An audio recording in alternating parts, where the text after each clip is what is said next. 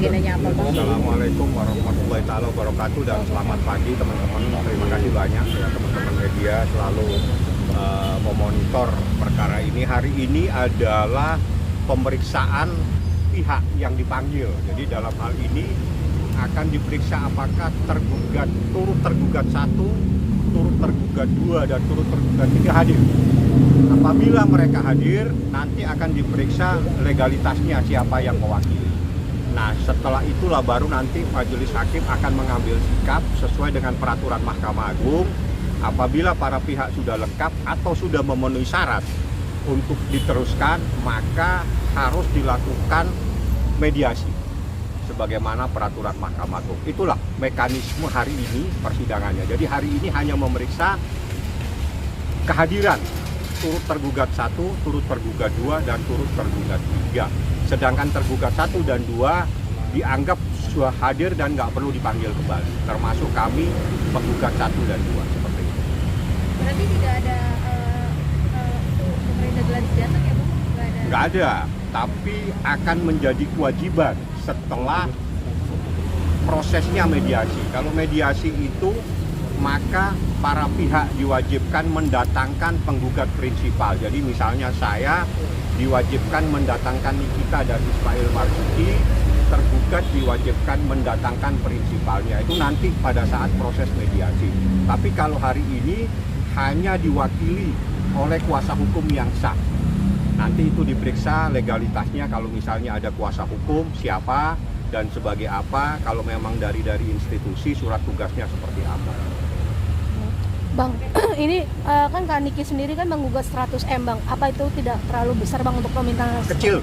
Untuk Nikita Mirzani terlalu kecil dengan proses yang dialami sama dia. Jadi dalam proses hukum jangan dilihat nilainya, tapi inti sarinya adalah adanya sebuah perbuatan, kesepakatan secara lisan, di mana kesepakatan tersebut tiba-tiba dibatalkan. Itulah yang menjadi intisari. Jadi dalam proses hukum kita jangan melihat nilai dari persoalan itu, karena itu nanti hakim yang akan memutuskan.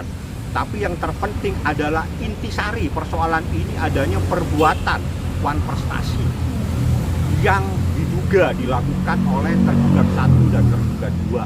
Jadi paham ya. Jadi wan prestasi itu berawal adanya sebuah kesepakatan. Kesepakatan itu bisa lisan, bisa tertulis. Itu seperti apa nanti saya akan sampaikan di pengadilan. Perhitungannya seperti apa sih Bang? Mungkin apa aja kerugiannya hingga Anda kenal Nikita Mirzani? Betul. Ya sudah, saya pikir saya tidak perlu jelaskan karena Anda lebih kenal dibanding saya. Okay. Bang, izin soal update udah hampir seminggu di Pondok Bambu, kondisinya seperti apa Bang? Saya pengacara hari ini ke Pengadilan Negeri Jakarta Selatan. Update-nya hari ini sidang di Pengadilan Negeri Jakarta Selatan, gugatan wan prestasi itu paling terupdate. Kalau update lagi nanti kalau saya sudah di Pondok Bambu, sampai di sana Anda saya telepon. Saya beritahu, ini update yang paling terkini adalah sidang di Pengadilan Negeri Jakarta Selatan.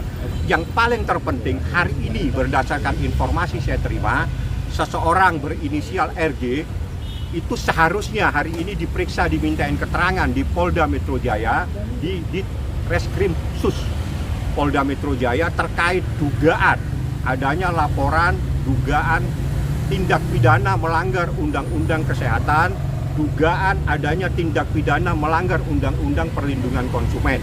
Seperti apa prosesnya? Mohon teman-teman bisa memantau, bisa meminta informasi dari Humas Polda Metro Jaya, bagaimana prosesnya, kasusnya ditangani oleh Reskrim Sus Polda Metro Jaya. Inisialnya RJ. Bang, ini kalau untuk yang wan prestasi apakah itu memang harus ada hitam di atas putih perjanjian tertulis atau seperti apa sih Bang? Itu ahli yang jelasin. Ahli kalau menurut hukum perjanjian itu yang penting memenuhi syarat.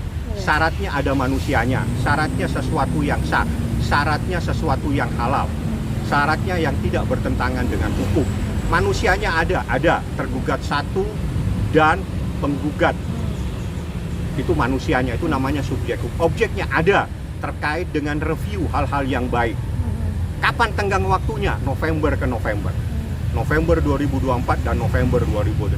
Itu telah memenuhi syarat 13-20 tahun. Saya tidak perlu memberikan kuliah pagi ini karena pagi ini saya datang di pengadilan untuk menghadiri persidangan. Mungkin yang tadi RG sendiri ada laporan korban daripada apa ya namanya, skincare atau apa, nanti Anda tanya lah ya. Jadi saya mohon bantuan teman-teman, Anda bisa mencari informasi melalui Humas, karena semua informasi proses hukum itu di Polda Metro Jaya melalui Humas. Tanyakan ke Humas, apakah memang ada seseorang berinisial RG harusnya hari ini dimintain keterangan di unit di Subdit Ditreskrimsus, apakah hari ini hadir atau tidak. Kalau tidak hadir kenapa? Kan gitu. Itu silakan teman-teman media yang membantu saya untuk menanyakan. Yang jelas inisialnya ada, terkait dugaan melanggar undang-undang kesehatan, dugaan melanggar undang-undang perlindungan konsumen. Korbannya ada 4. Bang, ini sekiranya nanti menurut Abang sendiri apakah ini nanti akan dikabulkan atau tidak? Karena kan ini Doakan kabulkan. Insya Allah doanya teman-teman ini bisa mengabulkan. Tapi yang terpenting dari perkara ini yang tahu kan saya. Oke. Yang terpenting dari perkara ini yang tahu saya. Jadi saya nggak perlu sampaikan ke Anda. Anda cari informasi yang paling penting itu apa dalam perkara ini. Oke, masuk Ada dulu. lagi? Oke, itu Bang, masuk dulu Bang.